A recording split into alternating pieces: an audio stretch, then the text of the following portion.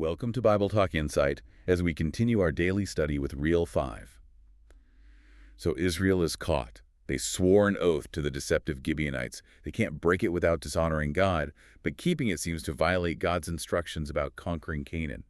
How does Joshua resolve this? Well, Joshua's solution, which we find later in chapter 9, is actually quite remarkable. It manages to uphold both justice, in a sense, and the oath. Okay, how? The Gibeonites are spared, their lives are protected, honoring the oath.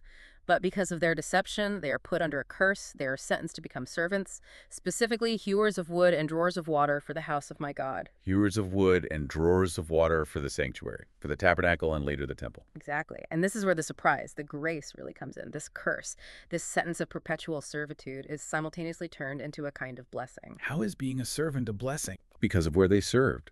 Being assigned to the house of God placed them constantly within Israel's worshiping community. They had proximity to God, access to the religious life of Israel in a way few outsiders did. Huh. So the punishment actually integrated them into the very heart of Israel's relationship with God. Right. It wasn't just political survival, it led to spiritual opportunity. And history shows they became incredibly loyal. Centuries later, in the book of Nehemiah, you see descendants of the Gibeonites helping to rebuild the walls of Jerusalem after the exile. That's amazing. The curse became a pathway to belonging. It really underscores the main theme we've been tracking. God's ultimate goal isn't destruction just for its own sake.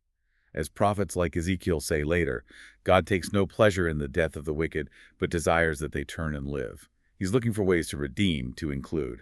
So Rahab, the outsider, welcomed through bold faith, and the Gibeonites, the outsiders, saved through deception, but then integrated through service. Both show this relentless grace. Absolutely.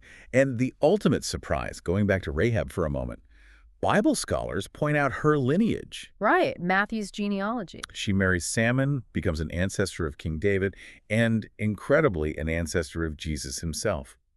The Messiah's family tree includes this Canaanite woman, formerly a harlot from a doomed city. That just blows away any ideas about God only working through perfectly righteous people or specific nationalities. It completely does. Grace makes no distinction based on race, background, or past sins.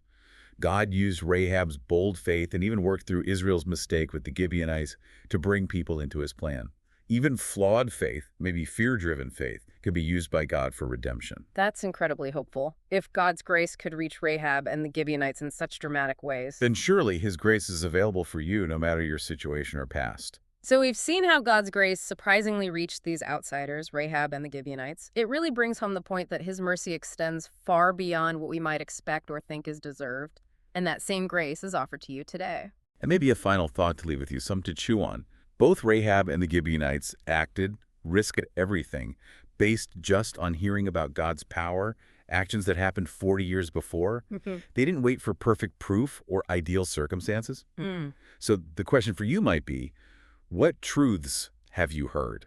What knowledge about God do you already possess? And how might reflecting on their stories challenge you to act on that truth, maybe even to extend that kind of unexpected second chance, that grace, to someone in your own life? That's a powerful challenge. A lot to think about there. Thank you for joining us for this Bible Talk Insight study on Joshua. It's been great.